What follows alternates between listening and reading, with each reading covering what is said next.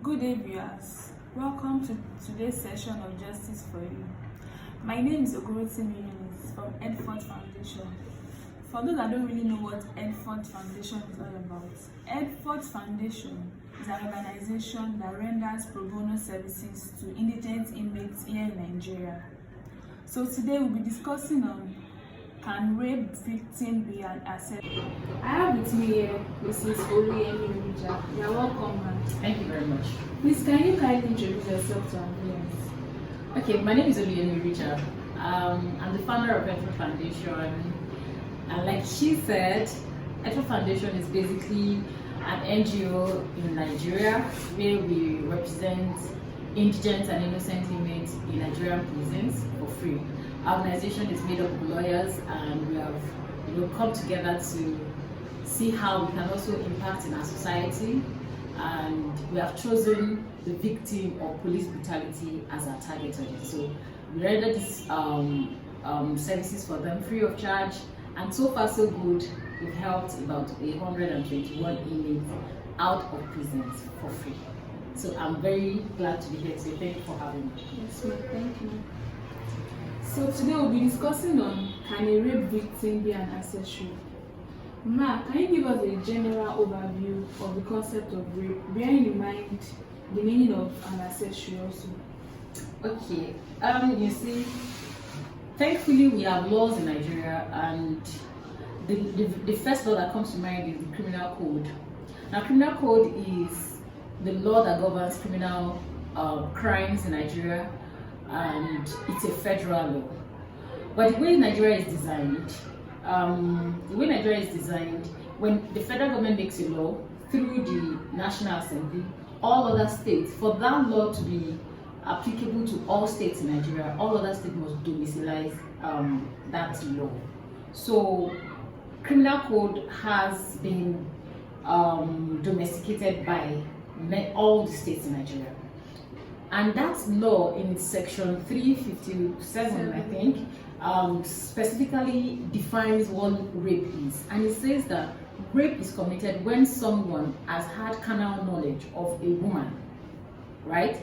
Of a woman without her consent, or when you get that consent through threat, intimidation, and all forms of things. But thankfully, during the administration of Goodluck Jonathan, they passed another law called the Violence Against Persons Prohibition Act 2015. That law expatiates what rape is, right? Yes. And he explains further that not only a woman can be raped, other persons, a man can be raped, right? And he also expatiates and says it is not only by, because the former law says, not formal law because it is still in existence though. The other law says carnal knowledge. Carnal knowledge is having sex with the opposite sex, right? But this one says having penetration on your mouth, anus, vagina, and other organ of the body. So it does not necessarily mean that it is until you penetrate a woman's vagina or a man's penis that you have committed rape. So rape could be committed in all of these forms through any organ of the body. And when you say contributory, whether a victim can contribute to it, what that means is whether a victim can be at fault for being raped as a reason of whatever that I don't understand. But as for today in our laws, because they are going to be restricting ourselves to the provisions of the law, right? So there is no law anywhere in Nigeria as of today that says that a victim of rape can contribute to being a victim, to being raped as of today. That means the Violence Against Prohibition Act, Persons Prohibition Act, is more explanatory as to the definition of rape and what rape really entails. Exactly. Okay. So at what stage can we really say someone has committed rape? Well, putting criminal code in perspective, it is until somebody has penetrated your private part. I mean, but there are stages to rape, and that's why there is also an offense called attempted rape. So you might not rape me in essence, but you might have done some things that could come under attempt to rape someone, right? So for you to say that rape has occurred, then you must have had sex with someone. That sex must have been done without the person's consent, or with the person's consent that was not gotten out of free will. Meaning that whether you are in a position higher than me, or maybe I've done something and you're like, okay, if I don't have sex with you, I'm going to expose you. So that will come under blackmail, and in another form, you're raping me. So you rape me, you got my consent, but it was not out of my free will. So at those stages, when it has those ingredients in law, then you say somebody has been raped or someone has committed rape. Because there have been instances of when the use of force. Yeah. There are examples whereby they say, okay, when you drag somebody, or when some people are arguing about particularly force in rape. Yeah. Okay. So there's this trending case concerning a victim that was raped by 5 boys in earlier this week or so. So can we now say that visiting a male's house, for example, can also amount to being an accessory or contributing to being raped? No, I don't think I agree with that. That's not the provision of the law. Wherever I am raped, whether I took myself there, or I found myself there as of circumstance, for whatever reasons why I found myself in a particular place that I am being raped, does not necessarily mean that I invited myself or I invited people to come and rape me. So even if I'm in a place that seems ungodly, or a place that Nigerian society naturally feels a woman should not be, or I should not be in a certain place at a certain time, or that I've gone to visit my boyfriend. Yes, we had a relationship. Yes, it does not mean he cannot rape me. Yes, it does not mean that because I have gone there and even slept over, then he has the right to rape me. In as much as a woman says no, in as much as she says I don't want, or even a man, whoever, in as much as sex is occurred without the consent of the other party, rape has occurred. So in essence, can we also say that the dressing of a victim can contribute to being raped? Well, that has been something a lot of people have argued, right? Even in my own personal capacity, lots of people have told me, you cannot be telling people that they cannot contribute to being raped while they dress wearing miniskirts and all that. Excuse me, there is no law that provides or stipulates how a woman should be dressed. Everybody wants to dress the way they want to express them. I mean, dressing is a mode of expression. I choose to cover myself up. Some other persons can choose to wear miniskirts. It's not a reason for them to be maltreated. It is not a reason for them to be assaulted, and it is not a reason for them to be raped. If anybody, no law or no court, we can't take that to any court and it makes sense, right? So it is not in any way the mode of dressing. As much as we advise our girls and advise our women to dress properly and decently, right? You can't impose it on anybody. And at the same time, where you are going to determines how you're going to dress. You don't necessarily need to dress this way to a club.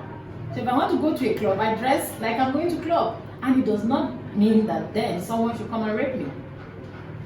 Right? So as much as we advise people dress decently, so if they fall victim of rape, does not mean they called for it. Right? So that's the way I see it. So can initial consent but subsequent refusal, for instance, a person can consent to having sex with the opposite sex, but subsequently can also refuse.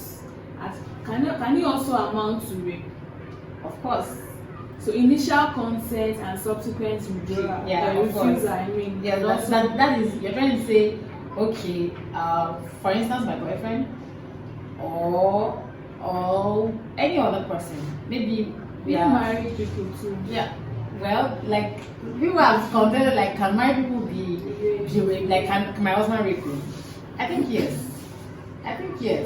Yes, is entitled to what we call conjugal whatever now. So he's entitled to it. But when I said no, you respect my body. You don't know why I said no, right? So if I said no, you can't come as of force and force yourself on me. We've had rape in marriages. It's pathetic, but it's the fact. So if I tell you that I don't want sex, or let's even say I say yes, but along the line, maybe for whatever reason, who knows what even came over the woman, she said no along the line. So if she says no, respect no. We should train our boys to understand no. No is simple. It has no explanation. I don't need to explain why I'm even saying no. No is enough. So consent can be withdrawn, and if the other party continues, rape can occur. Do you think in any way a victim of rape can be at fault in law? No, absolutely no. Rape is rape. Consent by, I want us to talk more consent by intimidation. For instance, the person seeking employment, the person seeking for a contract, or business partners. So there have been instances of when a victim consents.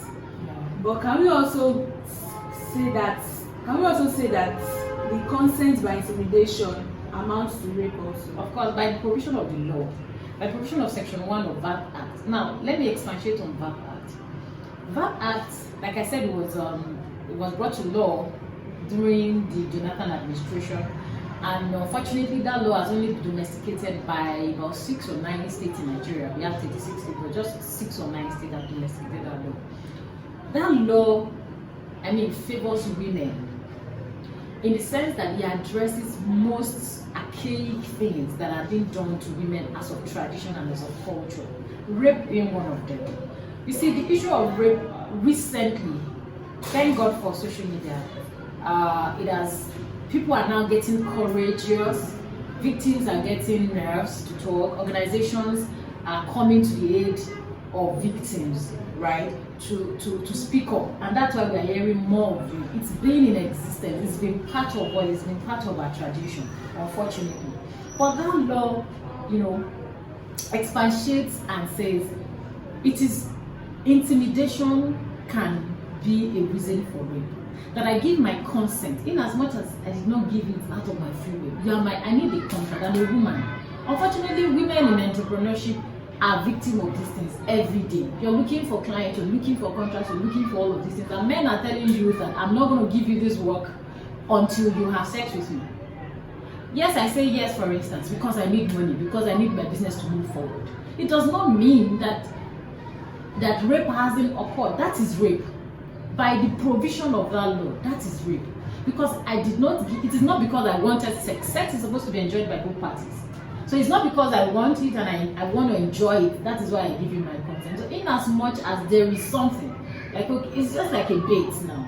So intimidation can come from an employer. It can come from somebody that can give you favor, or somebody that has seen a secret somewhere, or something you've done and wants to expose you, and is saying that until you give me this, then I won't expose you. That is rape. By the provision of law, that is rape. Can you differentiate between rape and sexual harassment? Okay, you see, it's in stages. When you go to markets, this Balogun market here, for instance, I want to buy goods, and those men, or you're just walking by, probably you've won one gym troller, one short top, and you're going, and those men are dragging you, coming. That is an assault. You see, that is a stage. It's my body, I'm entitled to it. I determine who touches it, right? So in as much as you even touch me without me wanting it, that is an assault. I've also seen cases where a male employer, try to touch your breast, try to smack your ass, make unpleasant comments about your body, your skirt, just all those kind of nasty things. That's another set of or mode of harassing women. Those are sexual harassment, you see. And another stage is, like we said, so the stage of sexual harassment is one thing, attempted rape is another, and rape itself is another. So until the penetration occurs, there is no rape. But you can attempt to rape me, maybe while we were struggling, for instance, maybe I've been to your house for whatever thing, maybe you invited me or I brought myself, whichever way, and you're trying to make advances and I'm saying no, then you want sex and we're dragging. while we're dragging, I won. For whatever reason, I took off. That's an attempted rape, right? But if you won and you are able to penetrate me, then rape has occurred. So you can see the stages like sexual harassment, attempted rape, then rape. So the act of rape has been rampant of late. Yeah. There have been stories, different cases of victims of rape. So what can we say is the cause of this exactly? Well, like I said, rape has been with us for so long. It has been with us for so long.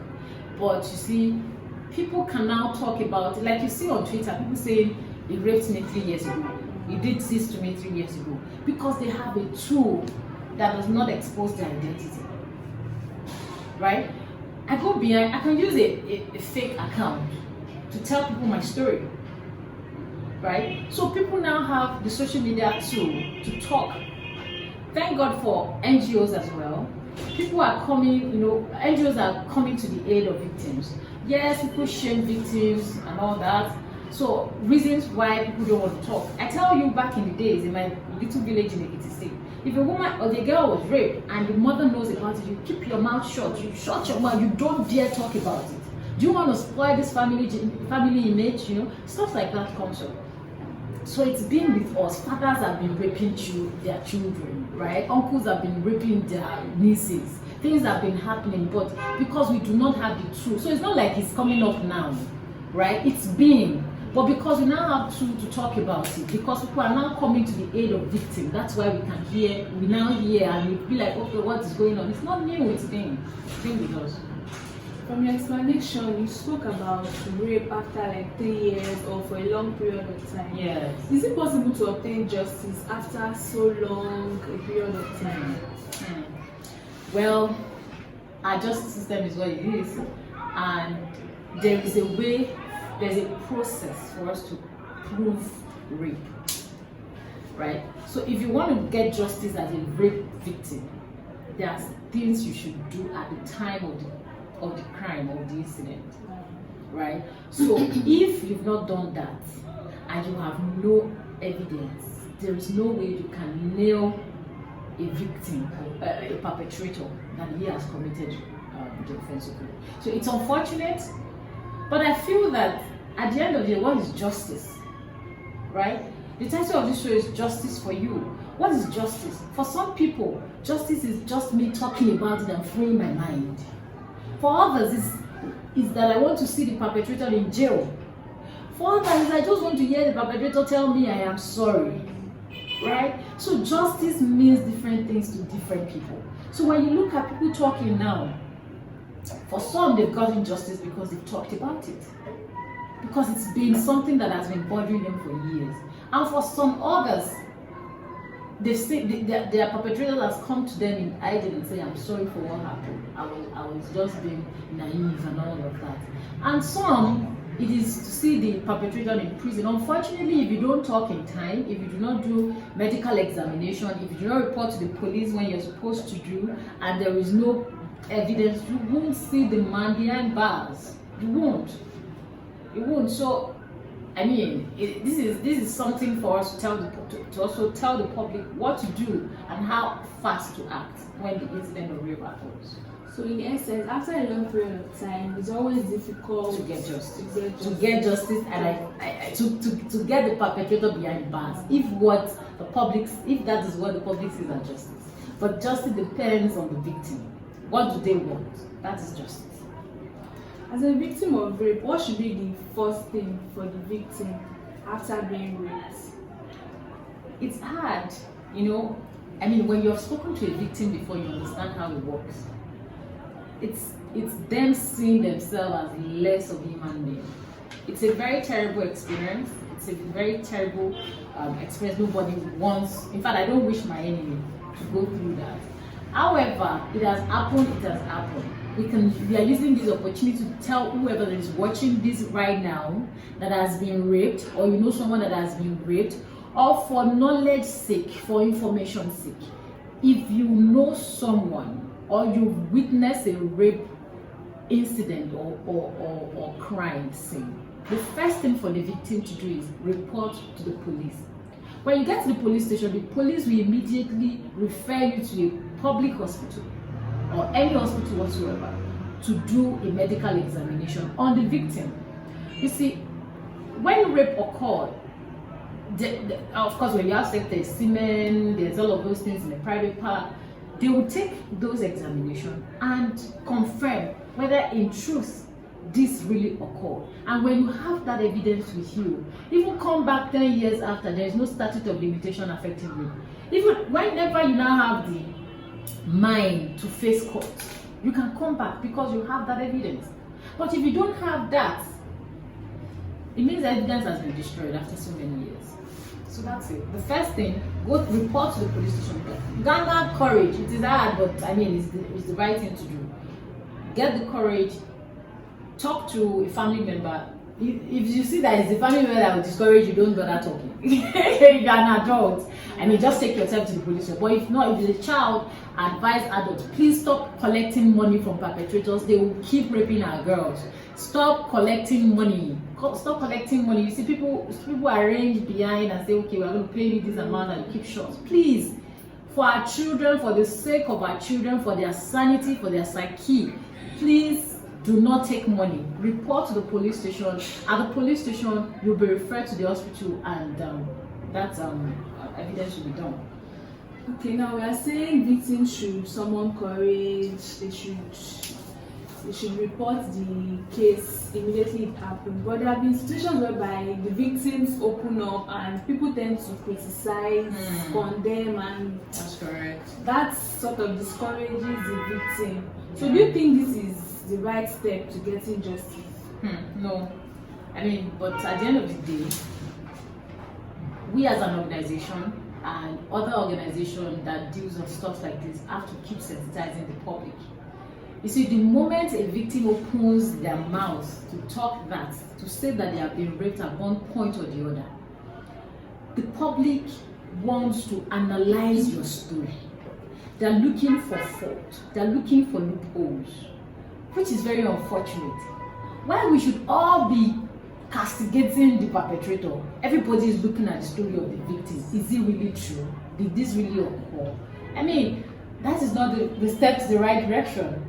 Right? If we say we want justice, if we say we want rape behind us in Nigeria, we should create the habit of shaming the perpetrator and not the victim. Shame the perpetrator, even though we did not find them behind bars later in life. They will not even be bold enough to come to the public and say, I want to hold a public office. You see rapists every day holding public offices. I mean, it's painful and it's shameful. Very, very. So, what I'll say is, as a people, let's cultivate the habit of shaming the perpetrator. Listen more, encourage, give the victims more encouragement. When they see that people are behind them, when they see that people are there to encourage them, you see that more people will come out, and we'll now see the faces of our perpetrators in the public. Thank you. So Section 358 of the Criminal Code provides for the punishment of rape, while Section 1, subsection 2 of the Violence Against Persons Prohibition Act provides. So let me read Section 1, subsection 2 of the Violence Against Persons Prohibition Act. It provides that a person convicted of an offence under subsection 1 of this section is liable to imprisonment for life, except A, where the offender is less than 14 years of age, the offender is liable to a maximum of 14 years imprisonment. B, in other cases, to a minimum of 12 years imprisonment without an option of fine. And C, in the case of rape by a group of persons, the offenders are liable jointly to a minimum of 20 years imprisonment without an option of fine. So Section 3 provides that the court shall also award appropriate compensation to the victim as it may deem fit in the circumstance. So what can we say generally concerning the punishment section?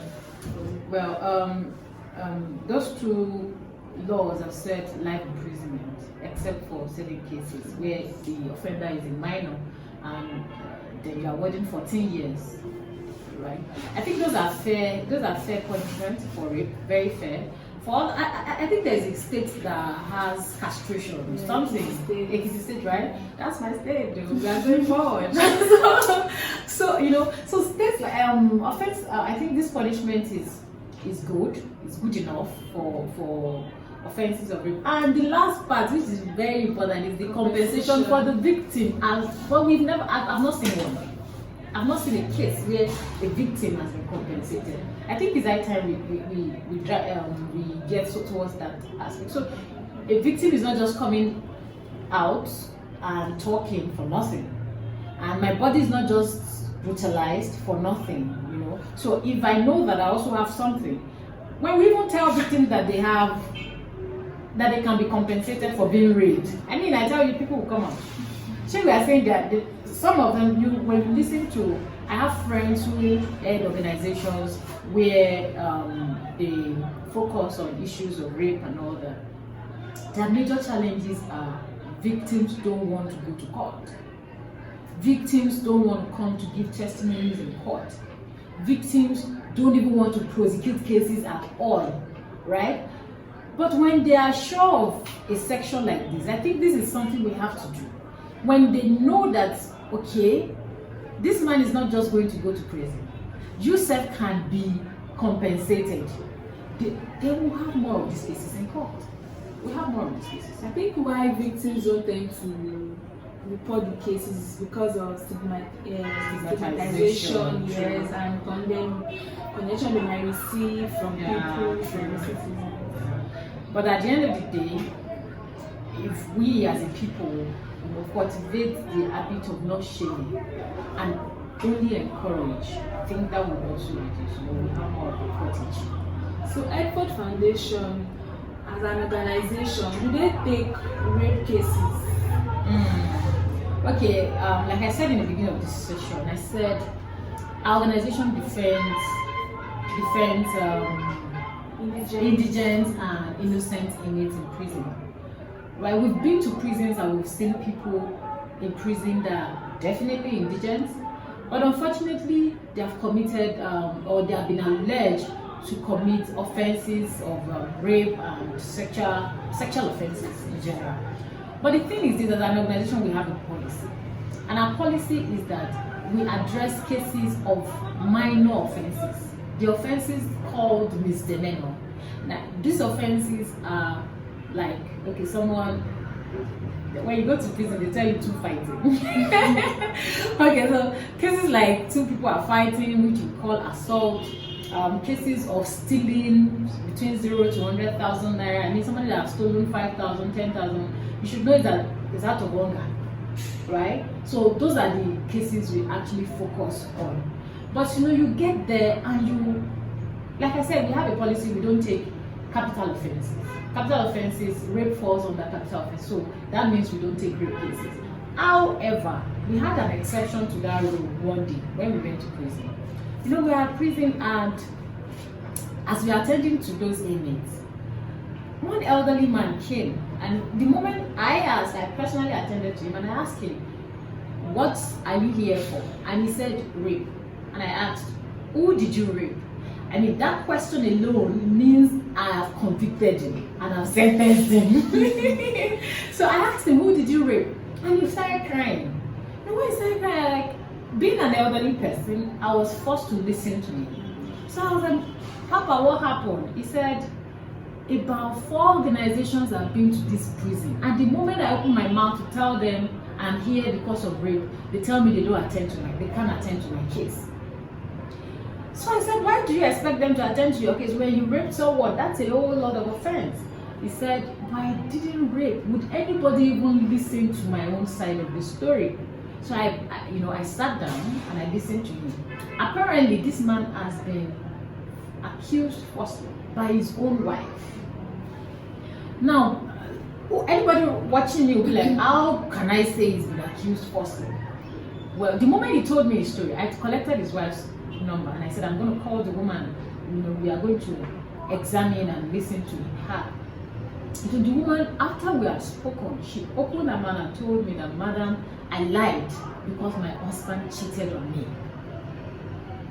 And she did not just lie, she lied that the husband raped her own daughter. Apparently she had a daughter before marrying this man who lives with them. So this man had cheated for whatever reason. There's no reason for being a cheat. A cheat is a cheat.